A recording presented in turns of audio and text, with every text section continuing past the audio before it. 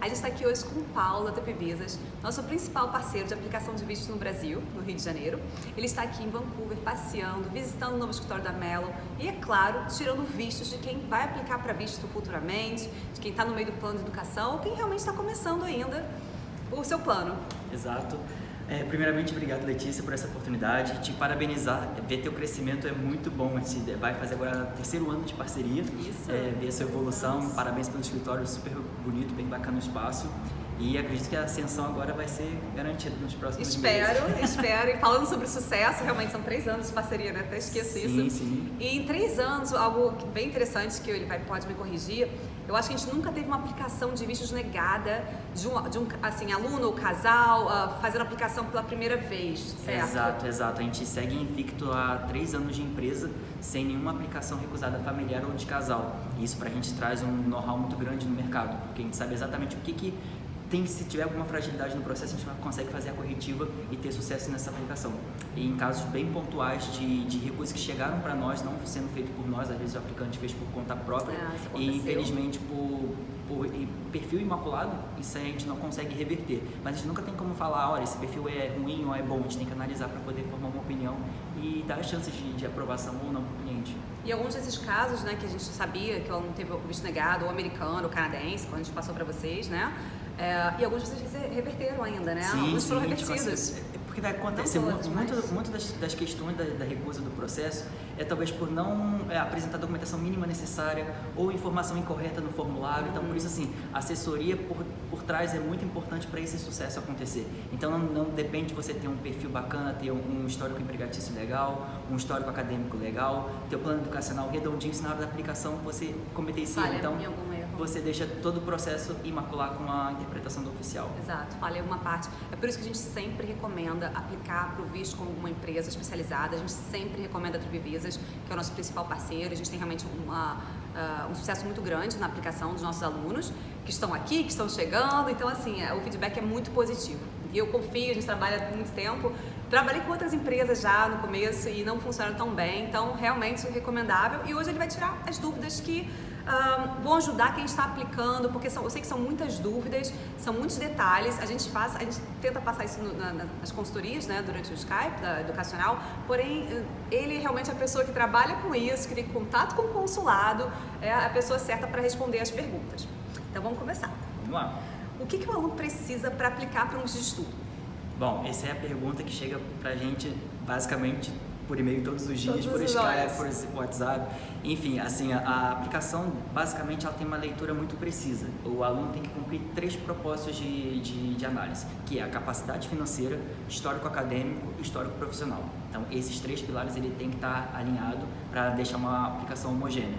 Então, basicamente, esses 3 pilares que a gente tem que cumprir. E é onde que entra a carta de intenção? Porque a carta de intenção é uma parte muito importante, certo? Na verdade, ela é a defesa do processo. Ótimo. Então, o que acontece? Poucas pessoas ainda dão valor a esse documento. Acho que é só colocar uma intenção de 2, 3 parágrafos. Não, ela tem que expressar para o oficial que está fazendo a leitura daquele processo quais reais intenções através daquele curso, qual é a projeção que ele vai ter profissionalmente e educacionalmente falando a partir daquele curso escolhido. Então, na verdade, isso tem que estar de uma forma muito alinhada com o propósito do curso que ele está alinhando, já com o histórico empregatício e educacional que ele já possui no Brasil. A gente tem que entender que é uma aplicação de visto de estudo. Então, embora ele tenha benefício de incluir independente do caso se for uma universidade ou não, ele tem que lembrar que é um visto de estudo. Então, ele tem que provar que também ele é um estudante genuíno no seu país de origem. Inclusive, se ele tem, às vezes, uma intenção de imigrar futuramente, que é bem comum, acho que a maioria dos nossos alunos, eu diria mais de 90%, tem essa intenção. Quando você aplica para um visto de estudo, você não está aplicando para imigração ainda. Então, você tem um tempo determinado, limitado para ficar no Canadá, Exato, certo? Você está buscando uma elegibilidade para entrar no programa migratório. Então, a gente tem que lembrar, é um passo de cada vez. Então, o primeiro passo é ter esse visto de estudante aprovado. Então, essa genuinidade para poder comprovar para o consulado é o primeiro estágio do processo. Comprovar os vínculos, etc. E você falou sobre a capacidade financeira, como sendo um dos principais pilares. Nós temos alunos que falam, você não declara imposto de renda, ou o aluno fala assim, mas quem vai, meu pai vai ser meu custeador, meu pai ou minha mãe. Fala um pouco sobre a capacidade financeira, porque eu sei que tem umas questões nessa parte de custeador, declaração de imposto de renda. Na verdade, o que acontece? Segundo o consulado, você pode eleger você como aplicante, você pode eleger até 2 custeadores além de você para suprir a capacidade financeira mínima.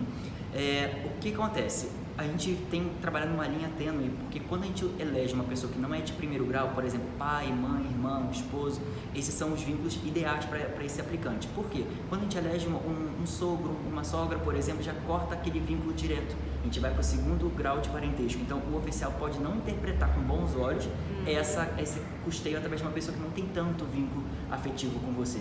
Então, a gente, para cumprir essa elegibilidade de capacidade financeira através de um custeador, pode ser sim o pai ou a mãe, sem problema nenhum, porém a gente tem que cumprir a capacidade mínima, que vai ser os extratos bancários dos últimos 90 dias, declaração de imposto de renda quando declarante. Aí você mencionou, se ele não for declarante, existe um documento chamado Informe de Rendimentos, onde o próprio banco onde ele possui conta na empresa que ele trabalha fornece isso na época de declaração anual. Então, esse documento já consegue comprovar qual é a fonte de renda desse aplicante.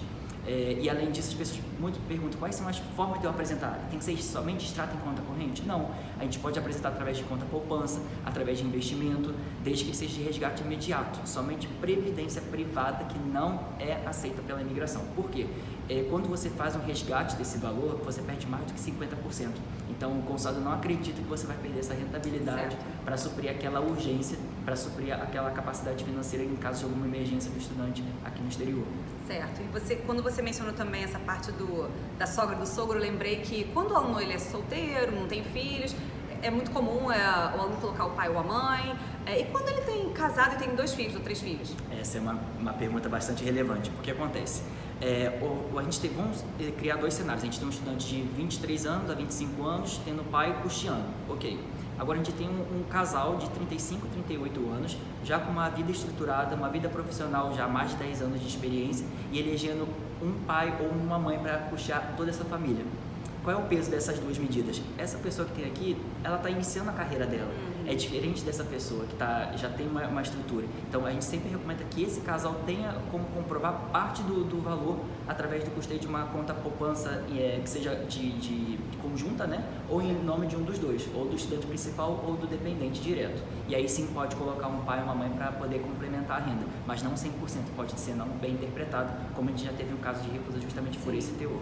Quando você fala uma parte, seria 50%, pelo menos? Não tem um valor exato. Agora, a gente sempre coloca uma métrica de pelo menos a 15 a 20 mil reais, porque obrigatoriamente o consulado vai exigir os primeiros 10 meses. A gente coloca até uma gordura de 12 meses, porque como tem a variação cambial durante a análise, essa gordura acaba segurando alguma variação de dólar durante a análise. Tá, tudo bem.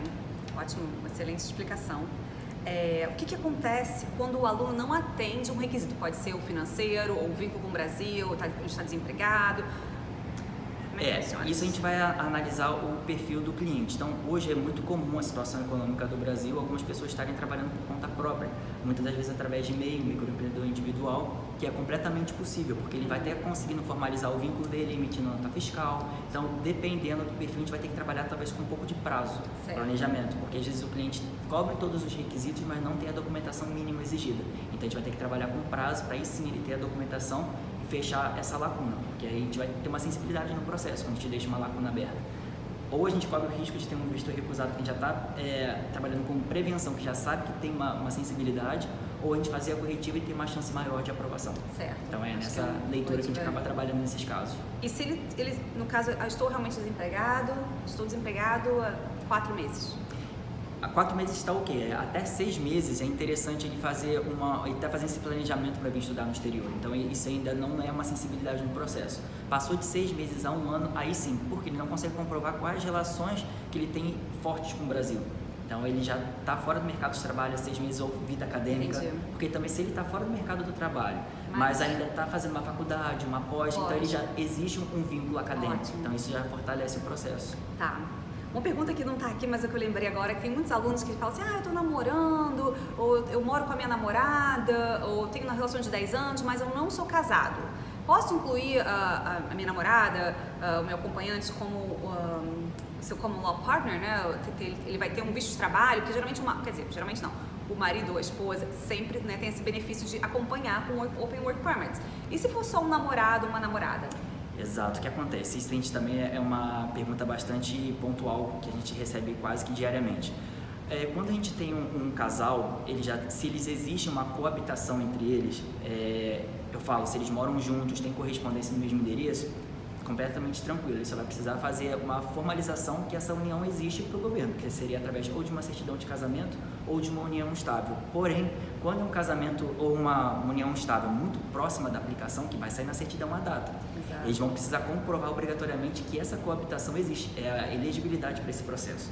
Então eles vão ter que comprovar através de documentos, como correspondência o nome de cada um, de pelo menos 12 meses para ser elegível essa aplicação, que vai ser diferente daquele caso de um casal de namorados de 6 meses e decidem aplicar um processo junto. Então não é nem elegível. Não funciona, Não então, funcionaria. Um casal namorando 6 meses não funciona, a não ser que eles casem, né? Ou aguardem uns 6 meses aí. Aguardem mais 6 meses de Exato. coabitação. Ou a gente teve casos, aliás, vários casos de alunos que casaram e que a gente sempre recomendou o seguinte: bom, vocês estão pensando em vir juntos, vocês querem realmente casar? Então façam isso e esperem um tempo, porque assim, como você falou, né? Vou casar hoje, aplicar para o visto semana que vem, isso pode chamar atenção, né, do Exato. oficial. E chama. Chama, né? E chama. Bom, tá Então, vendo? porque não tem como não olhar a data que foi emitida. Por mais que você possa declarar que a relação exista há 5, 10 anos atrás, existe a data que foi realizada aquela formalização.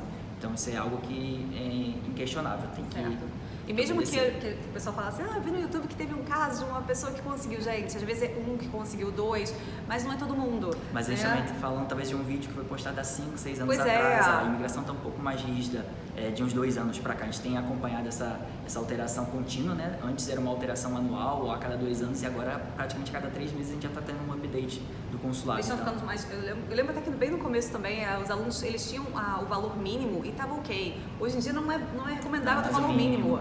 Porque você está chamando atenção, você está muito valor mínimo, acabou de casar. Então, assim, como você falou, né, em algum momento, o prazo, né, planejamento, isso é muito importante. Pensa que tem um monte de gente aplicando e tem muita gente, claro, aumentou a aplicação, aumenta também as negativas, Exato. né? Então, você tem que se preparar para você realmente conseguir ter um visto aprovado. Bom, vamos lá. Por que alguém tem um visto negado? Bom, a gente vai voltar naquela questão anterior. Se ele deixou alguma lacuna aberta, a gente já sabe que realmente a chance de recusa realmente é elevada. Então, se a gente já tem um aplicante que está fora do mercado de trabalho, ele fez um curso acadêmico há mais de 15 anos atrás, ele não fez mais nenhum outro curso e agora nessa altura do campeonato ele vai fazer uma pós-graduação, qual é a relevância desse processo? É possível? A gente fazer a aplicação, mas vai depender de uma leitura do oficial, a gente depende 100% do consulado, que é a soberania de aprovar ou não aquele pedido. Basicamente eu falaria que aqueles aplicantes que têm um histórico de viagem anterior, conseguem comprovar que já foi para uma viagem a outro país, obedeceu o prazo que a imigração deu, retornou ao seu país de origem, mesmo ele tendo talvez uma sensibilidade de gap, um espaço entre uma educação e outra, ainda a chance dele de ser aprovado. Então, assim, isso varia de perfil para perfil, a gente não tem uma fórmula de bolo. E talvez essa é a nossa chave de sucesso. A gente trabalha exatamente com exclusividade sobre cada pedido de visto, a gente analisar a fundo, fielmente, cada documento recebido e entender qual é o propósito daquele aplicante, qual é o histórico dele, e aí sim elaborar uma melhor estratégia. Então, basicamente, planejamento é a palavra que eu te diria. 2 coisas importantes que você falou, aliás, algo importante sobre o planejamento educacional, porque a gente tem muitos alunos, não, mas eu quero fazer um programa de diploma, mas você é formado, você é bacharelado, você está fora, né, terminou a faculdade há 10 anos atrás, você tem que buscar algo acima, né? A gente sempre fala isso no Skype, vamos buscar uma pós-graduação, um mestrado, a idade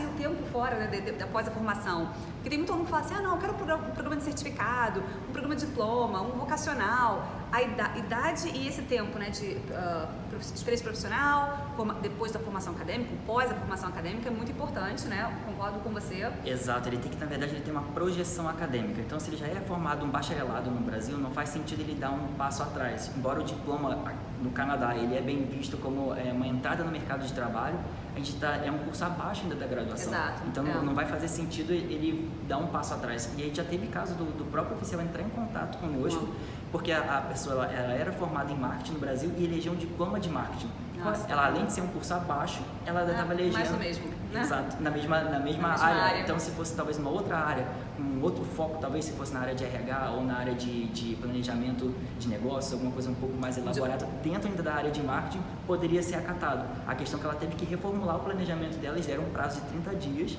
para assim ela apresentar... É muito pouco, hein?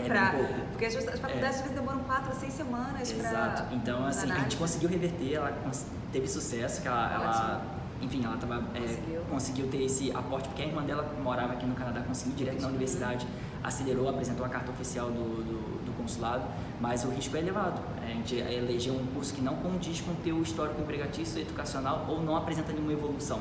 Que de repente então, pode ser até um diploma, mas que ele vai acrescentar algo do que você já tem. Ou com peso de degree, pelo menos. E alguns diplomas ele traz esse peso de degree. Então, sim. Esse diploma pode ser um pouco mais elaborado para esses casos, mas o que não é recomendável. E você falou novamente do visto negado, você falou muito bem, mas eu queria perguntar assim, quais os maiores casos de negação de visto? Por exemplo, é a parte financeira? É a parte do planejamento educacional? É o vínculo com o Brasil? O que é assim, geralmente é o maior motivo para uma visto? Olha, pela sua experiência? O peso maior que a gente tem acompanhado é justamente a idade do aplicante versus o propósito de viagem sobre o curso que ele está elegendo. Olha só. Então, a capacidade financeira, ok, porque que acontece? A gente já consegue na nossa análise documental identificar se aquela capacidade financeira está boa ou não. Quando a gente já sabe que está sensibilizado, está muito próximo do mínimo, o cliente já tem noção que essa pode ser um dos motivos de uma recusa. Então, para nós acaba não sendo uma surpresa dentro desse cenário da capacidade financeira. Mas na parte do vínculo em si, nessa parte educacional, acaba sendo critério, porque ele tem uma carta de motivações que não condiz fortalecendo o suficiente aquela aplicação. E aí sim a gente tem um problema. E aí a gente embora a gente possa alinhar isso com o cliente, passar toda a leitura, por isso que a gente trabalha de forma muito estreita com as agências, talvez essa seja o nosso sucesso também com a Melo, para a gente poder estar trabalhando sempre em simetria, mas nem sempre o cliente está aberto a ouvir o que a gente está passando.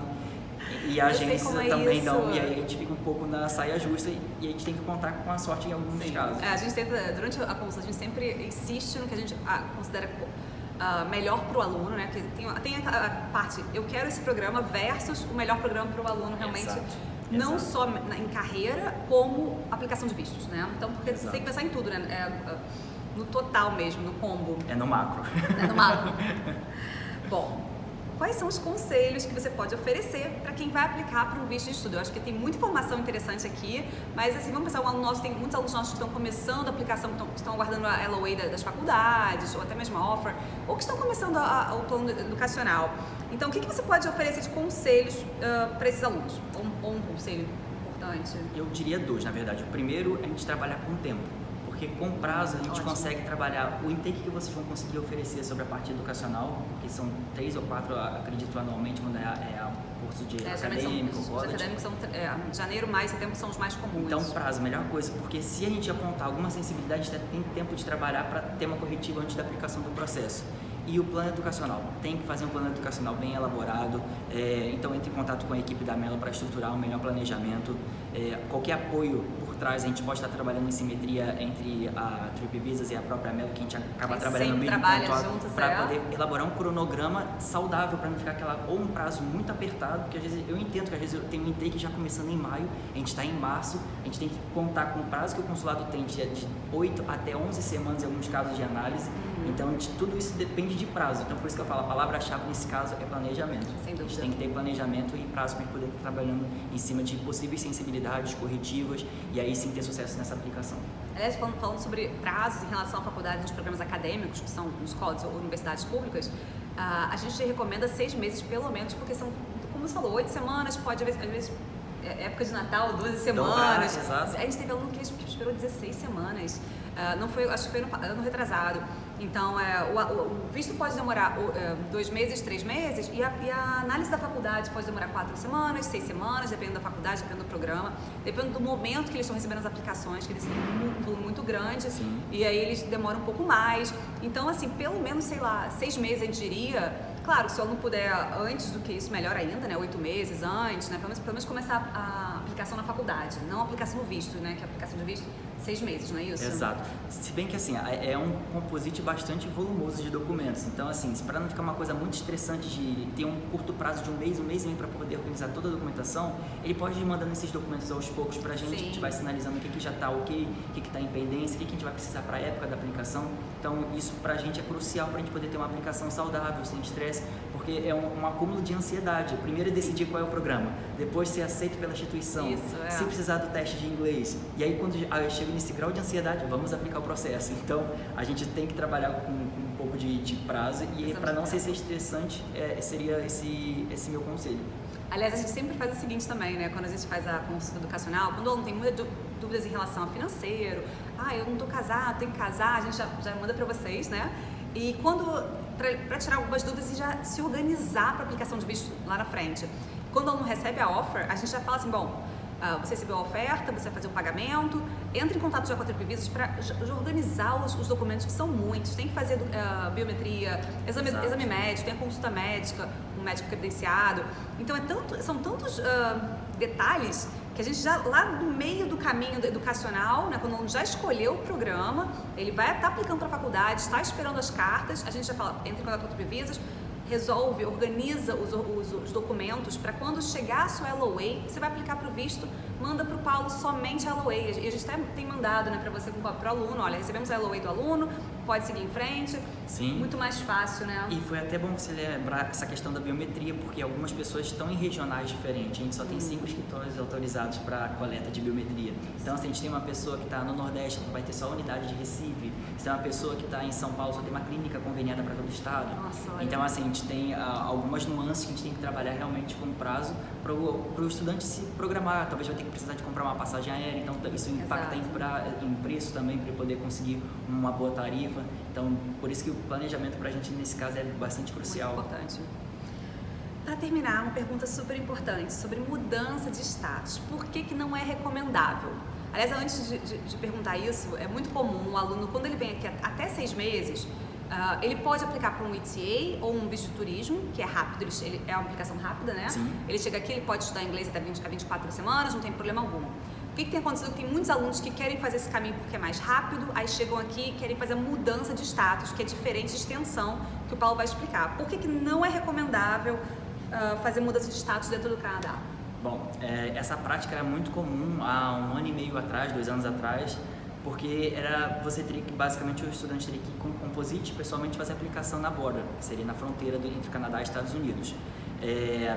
Hoje em dia isso não está sendo muito bem visto pelos oficiais, porque quando você entra no Canadá, você tem um propósito de viagem. Se você está entrando com ETA ou visto de turista para um estudo de curta duração, isso está apresentado através de uma carta de aceitação. Então esse foi o propósito dele de entrada. Se o estudante já tem uma intenção futura de fazer um curso de longa duração, o ideal e o recomendável hoje em dia pelo próprio consulado é ele já sair do Brasil com esse visto de estudos. Por quê? Quando ele chega aqui, ele está mais difícil de apresentar a genuinidade dele como um estudante fazendo essa alteração de status. Então o índice de recusa aumentou gradativamente, está bastante elevado o número de recusa. E a gente tem ainda um agravante, a questão da biometria, que tem que ser coletada com uma certa antecedência ou durante o processo. E vai ser na própria porta que ele vai ter que coletar essa biometria. Então a gente não recomenda de maneira alguma esse tipo de alteração de status, principalmente para ele poder evitar uma recusa e macular o perfil dele com a imigração em algum momento, não conseguir comprovar que ele é um estudante genuíno, e aí sim ainda tem um custo a mais, uma taxa paga, que ele vai ter que voltar para o país de origem, voltar para o Brasil, pagar passagem aérea, uma nova aplicação, e isso ainda correndo o risco de não ser aceito devido à recusa anterior, porque isso fica no histórico dele. Exato. Então a gente sempre trabalha qual a real intenção. É um visto de curta duração? Vou fazer um curso de férias, 30 dias? Ok, ele pode utilizar esse caminho, mas ele tem que tomar cuidado para isso não ser interpretado pelo oficial que ele está usando o sistema de visto com o próprio benefício. Essa é uma linha muito tênue que a gente tem que trabalhar. Por isso que até alguns alunos, né, que a gente teve, que eles chegaram aqui com o ETA, com o turismo, o recomendável, né, que você falou assim, não, volta para o Brasil e aplica para o visto de lá, porque aí você está fazendo uma nova aplicação de visto de estudo, você veio para cá, cumpriu seus critérios como turista, né, você veio com o ETA, fez o curso de inglês, voltou para o Brasil, aplicou para o visto de estudo, né? Exato, a gente teve vários casos com sucesso, sem nenhum problema nesse cenário. E é uma questão também que vale reforçar aqui é o vínculo. Se o estudante ele veio para cá, com ETA ou visto de turista que permite ficar até 6 meses, cumpriu até o 5º mês para poder fazer a alteração de status, qual é o vínculo que ele vai conseguir comprovar com o Brasil? Já perdeu o vínculo, já né? perdeu. Bom, de repente ele estava trabalhando no Brasil, aí largou o emprego, já gastou dinheiro, né, com essa viagem. Exato, o investimento é mais elevado do que ele já sair do Brasil, já elegendo um curso que vai trazer para ele benefícios de trabalho, talvez se ele tiver um vocacional, um co-op, uma universidade, enfim. Ele já consegue ter uma economia nessa parte, além de uma outra alteração de taxa consular, que a gente está falando de uma diferença de taxa de $100 para um visto de turista e $150 para um visto de estudante. Então, $50 é um valor muito irrisório pelo custo que ele vai ter e o risco maior que ele vai ter. O risco grande, ele vir Exato. para cá, ter o visto negado, e tem que voltar para o Brasil, nossa, você gastou tanto dinheiro, investiu tanto. É por isso que a gente sempre recomenda, quem tem intenção de fazer uma faculdade, a gente recebe muitos e-mails, eu quero fazer um curso de inglês, mas a minha intenção depois é ingressar num college. Se você tem intenção de estudar inglês e depois, em seguida, ingressar num college e continuar isso, fazer tudo dentro do Canadá, a gente sempre recomenda fazer tudo, o planejamento inteiro.